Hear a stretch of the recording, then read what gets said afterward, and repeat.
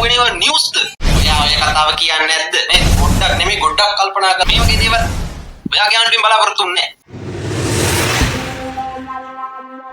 නීති විරෝධී ලෙස පෙට්‍රල් ලීටර් 4ක් ළඟ තබා ගැනීම සම්බන්ධයෙන් වරද පිළිගත් පුද්ගලයෙකුට නිකවරටිය මහේස්ත්‍රාත් චාන්දන ලියනගේ මහතා සති 3ක සිරන්දඩුවමක් නියම කර තිබෙනවා. අමතරව සැකකරුට රුපියල් 1500ක දඩමුදලක්ද නිකවරටිය මහේස්ත්‍රාත්වරයා විසින් නියම කළා. මෙලෙස දඬුවමට ලක් වුණේ කොබේගනේ පදිංචි 48 හැවිරිදි රටට තෙල් ලැබුණේව නිවුස්ද?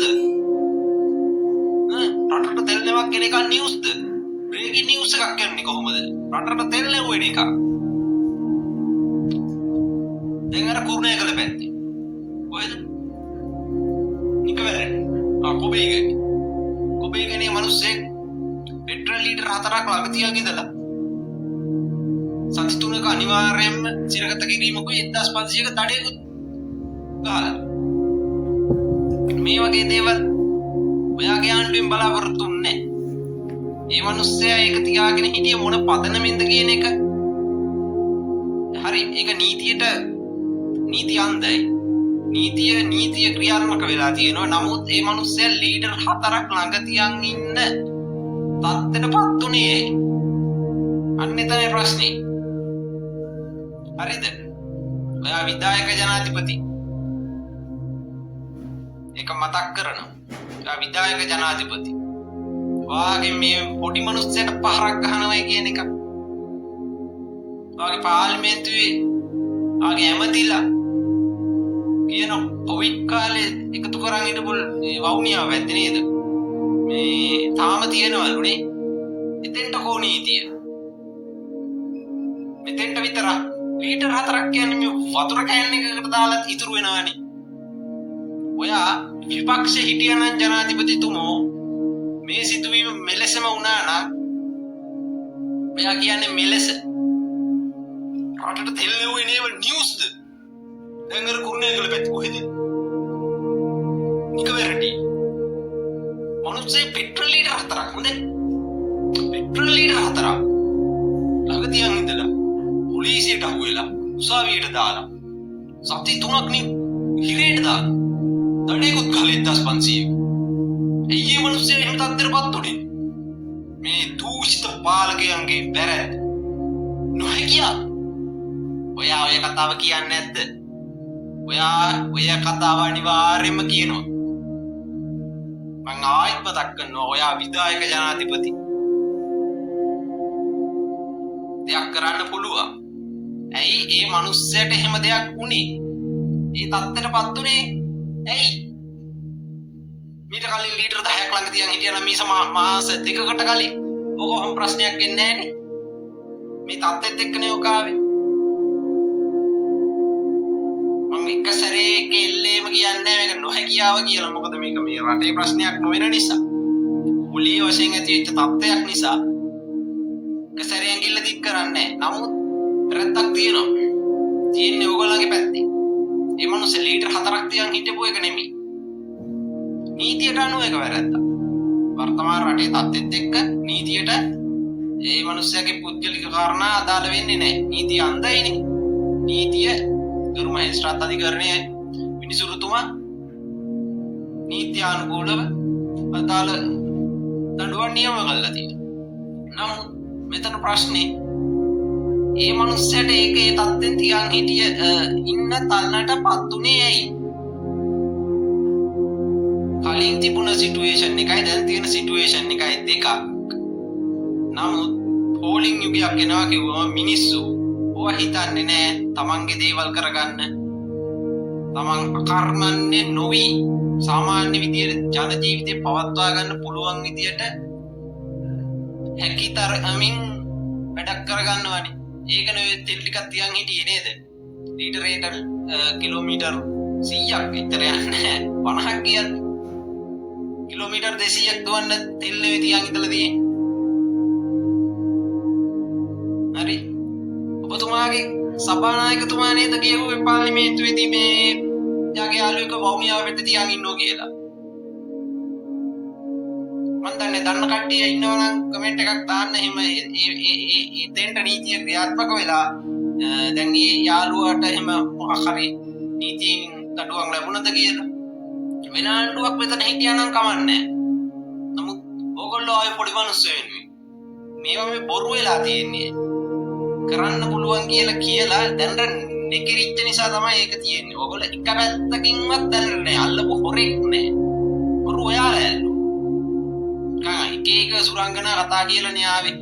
ඒක එච්චර දැන් ඒක බලාත්මක වෙන්නේ නැහැ. ඒ හේතුව තමයි ඕගොල්ලෝ හැම පැත්තකින්ම ඩවුන්. මම ෆේල්ම කියන්නේ ඩවුන්. තල්ලි ඇත්තට ඉතුරු කරා මෙච්චර ඉතුරු කරා ඒව නෙමෙයි. පොඩි මිනිස්සු මාස 6න් හොරු අල්ලන කතාවක් කිව්වා. කල්පතර පැත්තේ නෝනා කෙනෙක්. එතකොට නමුත් ඔයාලා කිව්වා ලයිට් බිල අඩු කරන්න. තෙල් අඩු කරන්න. අරවා මේවා. හරි ඒ ලෝක තත්ත්වයට අනුව ඒ දේ කරගන්න බැරි වුණා කියන්නකො රටේ තිබ්බ ණය ප්‍රශ්න දැනටත් එහෙමයි ඒ ප්‍රශ්නත් එක්ක. නමුත් ඒක අස්සනින් ආවට කරන්න පුළුවන් දේවල් තියෙනවා. හරි නේ? කරන්නේ. එතකොට මේ පැත්තෙන් වැටිල්ල තමයි මේ තියෙන්නේ දැන්. ආවේ සෝෂල් මීඩියා බේස් කරගෙන ඕගොල්ලෝ ආවේ. නෑ කියන්න බෑ. දැනට නම් මුකුත් කියන්නේ නෑ. හැබැයි 2029 නම් එන්න නම් එපා. කියපුවා කරන්න නැතුව එන්න එපා. අන්න එච්චරයි තියෙන්නේ. දැනට මුකුත් කියන්නේ නෑ. කරන්න පහ වුණා. නමුත් බලය දුන්නේ අවුරුදු 5කට තාකල් තියෙනවා. ඒ ටික කරන්න. නිකන් හිතලා බලන්නකො නිකන් වතුර ලීටර් 4ක් තියන් ඉඳලා තොම තත්ත්වයක් ඒ විදියට වගේ හිතන්න පුළුවන් නේ අපිට. බෑ කියලා බහැර කරන්න බෑ. ඒ වගේ දේවලුත් හිතන්න පුළුවන් දැන්. ඒ වගේ දෙයක් නේ උනේ. ඊට මාස දෙකකට කලින් ලීටර් 4ක් තියන් හිටිය කියන මොකද්ද මේ? හරි මම මේ කතාවේ වපසරිය දන්නේ නිවුස් එක විතරයි මම දන්නේ. නිවුස් එකට අදාළව විතරයි මම කතා කරන්නේ. මේ මිනිස්සයා ඒක තියන් ඉඳලා විකුණුවද විකුණන්න ගෙනාවද එහෙම නැත්නම් තව මේ තිබිලා අඩු කරලා දැම්මද එහෙම නැත්නම් මේ නිවුස් එකට වැරදුනාද මම දන්නේ නැහැ. මම මේ ස්ක්‍රීන්ෂොට් එක මේ දාගෙන තියෙන්නේ ඒකේ විදියටයි මේ කතා කරන්නේ. ඒකේ විදියට නම් ඔයාලා ඒ කාලේ දේශපාලන වේදිකාවේ කියපු කතන්දරයි මේක ටැලි වෙන්නේ නැහැ. මේව ඔයාලගෙන් බලාපොරොත්තු වෙන්නේ නැහැ. පොඩි දේවල් කරේ නැහැ. අන්න ඒකයි වෙලා තියෙන්නේ. මේ පච්ච බොරු ඕකනේ කියන්නේ. ඔකට හේතුව තමයි අර එක පැත්තකින්වත් නැහැ. හරි අල්ලපු හොරෙක් නැහැ. හරිද? ඔයාලට දීලා තියෙන්නේ බලයක් දුන්නේ ඒකට. ඔයාලට අවශ්‍ය විදියට මේ දේවල් දීලා තියෙනවා. පාර්ලිමේන්තුව දුන්න. විධායක ජනාධිපතිකම දීලා තියෙනවා.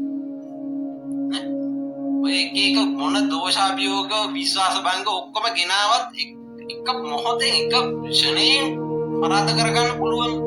රට වෙනුවෙන් දේවල් ගන්න පුළුවන්, තීරණ ගන්න පුළුවන් ශක්තියක් දීලා තියෙනවා. ඒ මොකක්වත් නැතුවනේ දැන් මේ කරන්නේ. කිසිම දෙයක් නැහැ. කරන්නේ නැහැ. අර තරුණ ඇමති කෙනෙක් ඉන්නේ. හයේ ඉඳලා ලිදා ගන්න. හොඳයි. හයේ ඉඳලා ලිදා ගන්න. හිතා ගන්නකො ඉතින් මම කියන්නේ ගිහින් බලන්නකො සෝෂල් මීඩියා වල ඔකට කියන්නේ මොකද්ද වෙලාදී 6 ඉඳලා නිදා ගන්න රෑ 10 වෙනකන් 6 ඉඳලා නිදා ගන්න. අනිත් එක්කෙනා කියනවා ඊතුමගෙම ඇමතිතුමා කියන්නේ අමාත්‍යතුමා අර නියෝජ්‍යපතිතුමා ඇමතිතුමා කියනවා පාරවල් වල ලයිට් නිවන්නේ සතියකට වොෂින් මැෂින් එක දවසක් පාවිච්චි කරන්නේ. ඕවා මේ ඔයාලගේ බලාපොරොත්තු වෙච්ච ඒවා නෙමෙයි. මම ඔය ගල්ලංගුරු ගැන කතා කරන්න යන්නේ නැහැ. ඒවා එහෙම වැරදිලා නම් හැබැයි මට මෙහෙම දෙයක් ඇහිලා තිබ්බා නිවුස් වල. ගල්ලංගුරු වංචාවක් වෙලා ඒකේ මොකක් හරි පොලිටිය කේස් එකක් නිසා අදාළ සමාගම් වලින් වන්දි අරගත්ත කතාවක් හෝ ලැබෙන කතාවක්. ඉතින් ඒව ලැබෙනවා නම් මේ වැඩ මේ ආයි වැඩි කරගෙන දකලන්න ඕනේ නැහැ. ඒ වන්දි ටික අරගෙන ඒක මේ ඒ අදාළ ඊටස්ටට තන පුරව ගන්න පුළුවන්. හරියට දෙයක් වෙන්නේ නැහැ. ඒකයි වෙන්නේ. හරිද? කරන දේ හරියට ජනගත වෙන්නේ නැහැ. වෙන දෙයක් කෙරිලත් නැහැ ඇත්තටම හරියට. මේ ජනාධිපතිතුමා හොස්පිටල් එකේ කාමරයක් වෙන් කරලා තිබ්බ එක මේ ජන සතු කිරීමයි. වියදම අඩු කිරීමයි. ඈ ඕක දැන් ඕක හොදන්න බෑ දැන් තව. ඒක ඉවරයි. ඒක ඇත්තටින් හරි. දැන් ජෙන්සි පරම්පරාව ගැන කතා කරානේ. මොකද්ද කරේ පරම්පරාවට? පොඩි මිනිස්සුගේ වියදම වැඩි වෙලා තියෙන ඕගොල්ලෝ ඇවිල්ලා අර වේදිකාවල කියපු මෙලෝ දෙයක් උනේ නැහැ. ආන් ඒකයි මේ අවුල. තෙල් වේලක් වැඩි වෙනවා කියන්නේ අන් සියල්ලම වැඩි වෙනවා. ඒක ගෝලීය ඇති වෙච්ච ප්‍රශ්නයක් කියලා ඒකෙන් කරාරින් ලැස්ති වෙන්න එපා. කලමනාකරණය කියන එකේදී හිතන විතරක් නෙමෙයි දැන් අනිත් පැත්තත් බලන්න. ගන්න පඩිය මදි වෙනවා. පඩිය වැඩි කරන්නේ නැහැනේ. පඩිය වැඩි කරන්නේ නැහැ. හැම මිනිස්සෙම පාවිච්චි පාරිභෝගික ද්‍රව්‍ය මිල අඩු කරන එක. ඒක රාජ්‍ය සේවකයෙක් කනවා පරිප්පු කනවා වතුකම් කරුවත් කනවා. නිකම් පෞද්ගලික අංශේ රස්සාව කරන මිනිස්සුත් කනවා. ඒක නිසා මිල අඩු කරලා යම් කිසි මට්ටමක පවත්වාගෙන යනවා. දැන් මෙතෙන්දී අද තියෙන මිල නෙමෙයි හෙට මිල වැඩි වෙනවා විතර අඩුවීමක් නෑ. මධ්‍යම රාත්‍රියේ මිල අඩුවීම කියන එක ඇත්තට මේ වෙලා නෑනේ. නෑ ඒව නෑ. මධ්‍යම රාත්‍රියේ මිල වැඩි නම් 12යි එකට මිල වැඩි. මධ්‍යම රාත්‍රියෙන් කර්මයට හරි මිල අඩු වුණොත් පරණ ස්ටොක් එක තමයි තියෙන්නේ 12යි එක නෙමෙයි උදේ 6-7 වෙනකොට පරණ ස්ටොක් එක. අන්න වෙනස් වෙන්න ඕනේ එතන. මෙච්චර මේ තියෙනවා ලොකු කතන්දර ඒ වගේ මේ බාල තර්ක දාන්නේ නැහැ. වැඩක් නැහැ ඒව දාලා. ඒ නෙමෙයිනේ.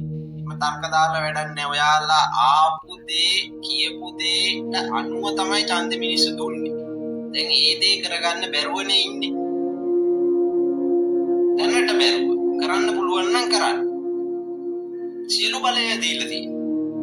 හරියට උසාවි ටික මෙහෙवला ඔය කියන හොරු ටික ඔය කියන කාල පරිච්ඡේදය ඇතුළතම වුණා නම් මේ වගේ සෝෂල් මීඩියා වල ඕගොල්ලොන්ට මේ හොරු පච කතන්දර ගෙහින්නේ ඔය කියන්නේ කවුරුවත් කියන්නේ කියපුවා දැනට කදලා නැහැ හැබැයි අවුරුදු 5ක් ගහපු කතරේ අවුරුදු 5කට ගෙන හිත හදලා තියෙන 5කට ඒකට 5කට ගැහුවා නම් හැබැයි එන්නේ පස්සේ 29 තමයි ඔන්න පටන් ගන්නෙ.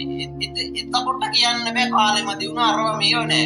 ඔරුවල්ලාන්න බැරි වුණා එහෙම තමයි උසාවි කියන්නේ අධිකරණයේ ඒ ආන්ත්‍රණයන් ඒව කතන්දර බෑ. ඔයාලට විශේෂ අධිකරණ පිටවල හරි එහෙම කතාවක් කිව්වනේ මේ කියනවනේ. ඒ කතා ඒ විදියට ඒව පිටවල හරි සල්ලි ඉතුරු කරලා තියෙන බණ්ඩාරේ සල්ලි තියෙනවා කියනවනේ. ඒවත් අරගෙන ඒ කල්ල මේ කරන්න මොකද? ඒව කරන්න පුළුවන් කරන්න තියෙන අනාගත දේවල්. අනාගතේ ඒක කරන්න තියෙන්නේ අතීතයේ වෙච්ච වැරද්ද. වැරද්ද වෙලා තියෙන්නේ අතීතේ ඒක වෙනස් කරන්න බෑ. වෙච්ච දේ පාස්කු පහරි ඒක තාම එතන. බෝත පල්ලක ගෙනල්ලා ඊළඟ ඡන්දෙදී. ඊළඟ පාරක් ගෙනල්ලා ඕක හොදන්න. හරි වැඩක් නෑනේ. නිකන් අර අවුරුද්දකට සැරයක් හතු පිපෙන්න වගේ ඇවිල් එකක් ගන්නවා. අද බිලියන් ගත්තා කිය අවුරුද්දේ දැන් මේ සැරේ ඇවිල්ලා කවුද සලේ කියන එකක් ගත්තා. පාර්ලිමේන්තුව රැස් කරගෙන කියවලා යන එකයි වැඩක් නැහැ. විශේෂයෙන් මයික් අල්ලගෙන කියන්න එපා.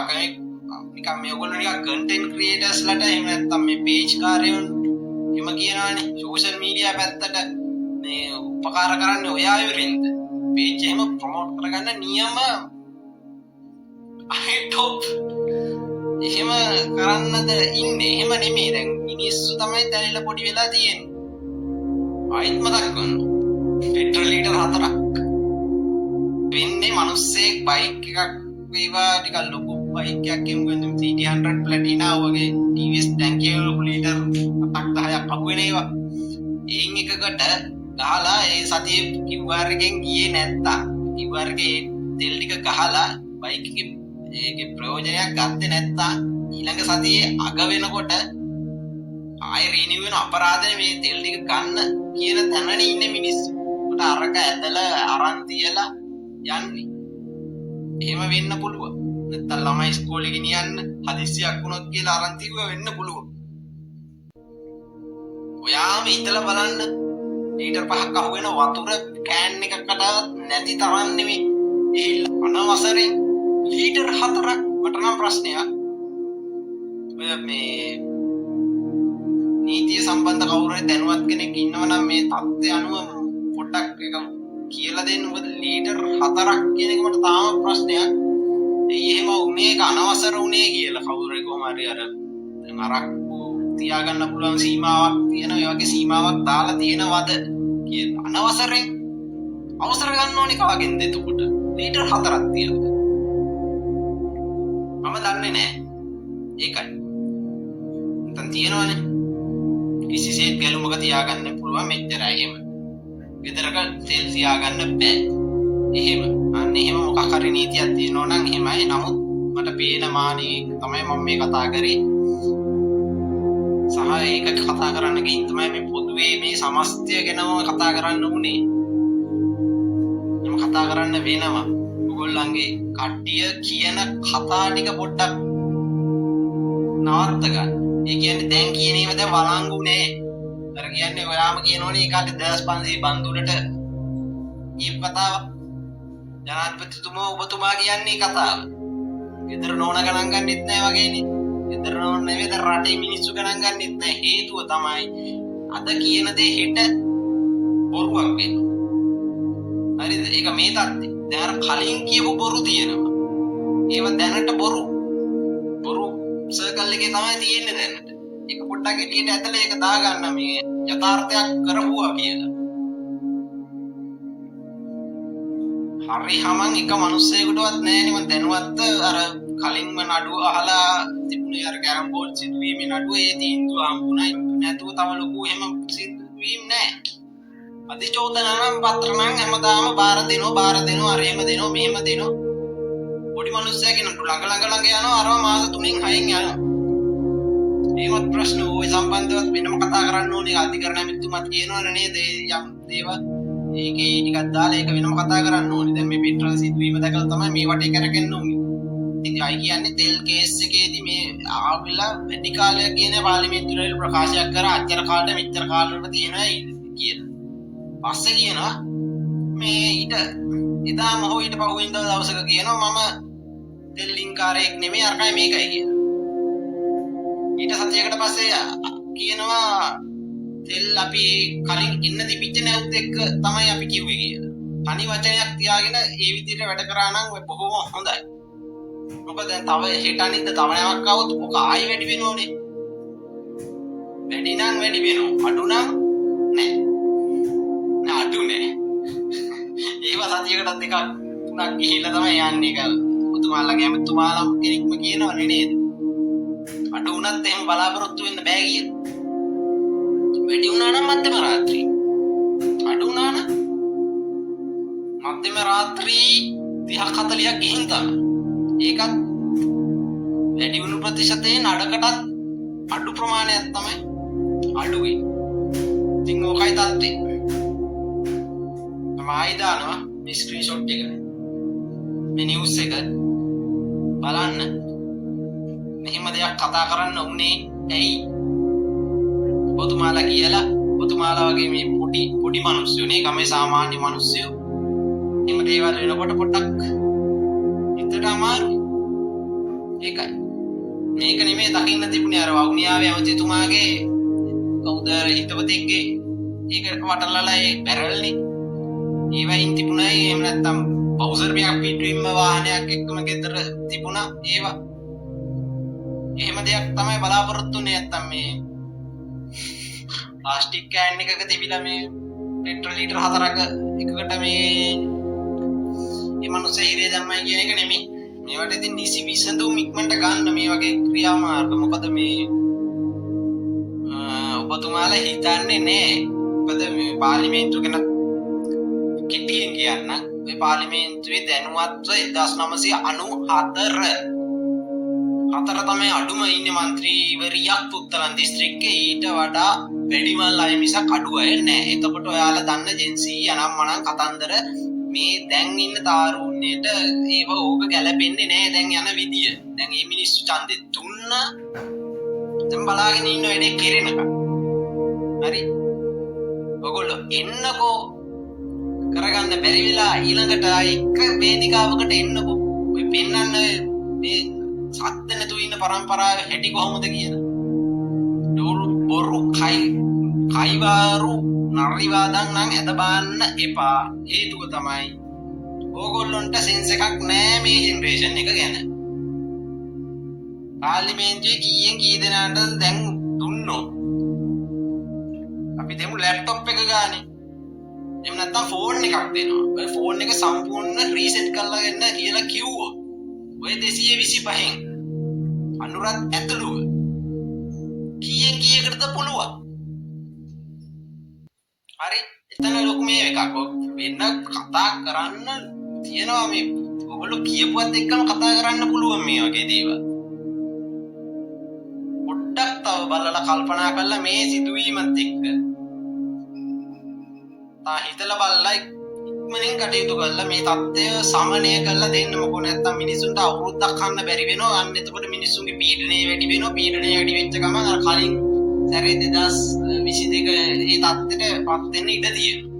ඔයාලා කියන කළමනාකරණය කරන ඒවා හරියට කළමනාකරණය කරලා මිනිසුන්ට සේවයක් කරන්න. පාර්ලිමේන්තුව රැස් කරගෙන අරකයි මේකයි මේ වත බයිල ගහන්න නැතුව එහෙම දෙයක් කරගන්න. හරි එහෙනම් ඉදිරියේ හොඳට වැඩ කටයුතු නිසි පරිදි කල්පනා කරලා බලලා නේද? පොඩ්ඩක් නෙමෙයි ගොඩක් කල්පනා කරලා බලලා වැඩ ටික හරියට කරලා නේද මිනිස්සුන්ගේ මේ බලාපොරොත්තු ටික ඉෂ්ට කරලා දෙන්න. කියන්නේ මේ අද කීයේ නෙමෙයි දැන් කලින් කියපුවා ඒ ටික ඉෂ්ට කරන්නකෝ. දෙයියන්ගේ පිටින් එහෙම කරන්න කියලා හැකියාව ලැබෙන්න කියලා ප්‍රාර්ථනා කරනවා. එහෙනම් ආයෙත්